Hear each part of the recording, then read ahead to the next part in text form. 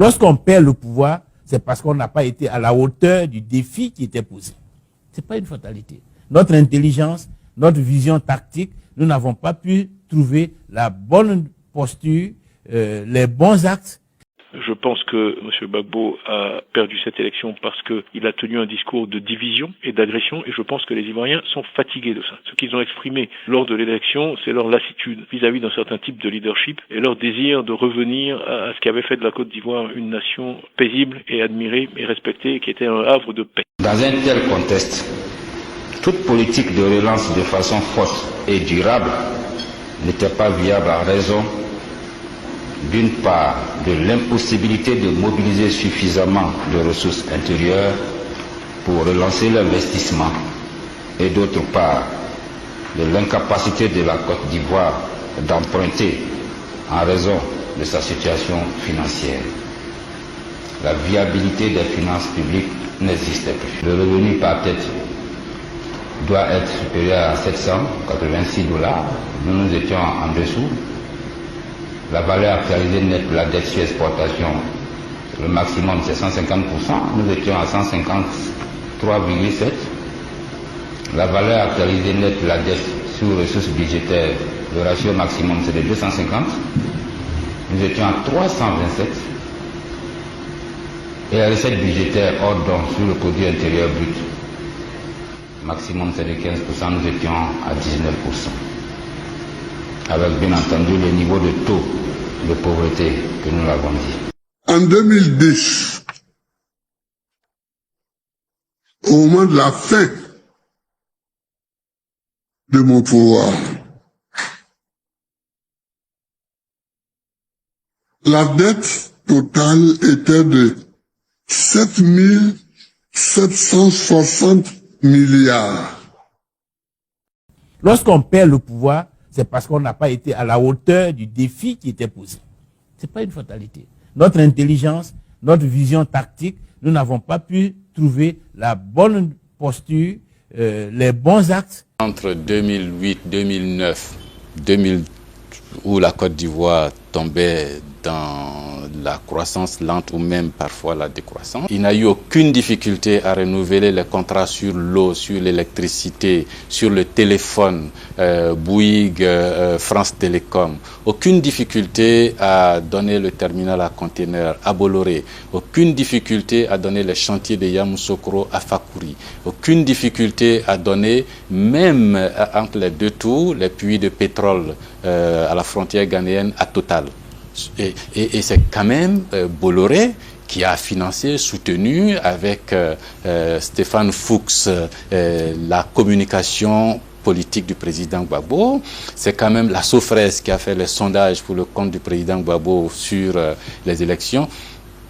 De mon point de vue, il y avait aucune difficulté sur ce plan-là. C'est quand même un paradoxe, non? Il vous a pas échappé. C'est très paradoxal. Vous n'avez pas essayé de comprendre? L'histoire nous dira ce qui s'est passé. Avec tout ce que le président Gbagbo a pu donner à la France, ces choses-là ont pu arriver. C'est quoi? Insultez-moi, moi je ne sais pas dire. La personne qui met les têtes rouges là, c'est pas mon problème. Je dis Gbagbo, c'est fini.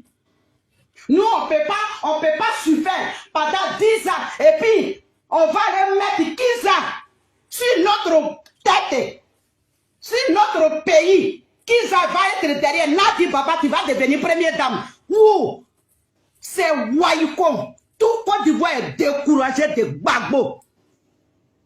On s'en fout de Gbagbo. Voilà. Moi, j'ai chanté Gbagbo. J'ai chanté pendant 10 ans. Et puis, je ne peux pas parler. On ne peut pas parler. On ne peut pas parler. On ne peut pas parler. À quoi de Nadi, on ne peut pas parler. On va être miettes.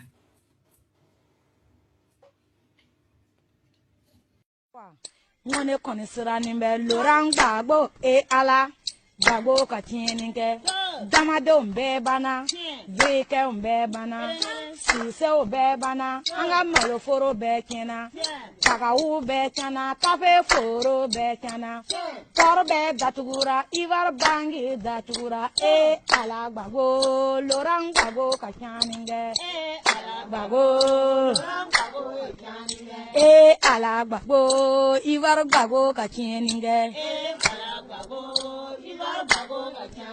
Koni ni mora tumbe mbolo mi ala seni wele ne bi ala seni telefoni kaya furu muso telefoni ka mise telefoni mise so se telefoni ka darame telefoni ka mini so telefoni olu ka dini yatla ngo dinya tumba na pe kana yo ngana olu tla na dini yana dago masito bawle on si mato mosu si mato busanga osi mato farkina kumbe bana gbagbo boro jango dinya tunchani me ala gbagbo lorang gbagbo kachani nge ala gbagbo bete usani na chani nge ala gbagbo bete gbagbo kachani nge ala gbagbo bete gbagbo kachani nge ofwe tumamboro ofwe vanye yedilani nge dinya tumbe kele Jula tun ferela, Busumani ferela, Janayo ferela, Togole ferela, Ovwe Wanye Cadlaninge, Dibi Lora Nitofora,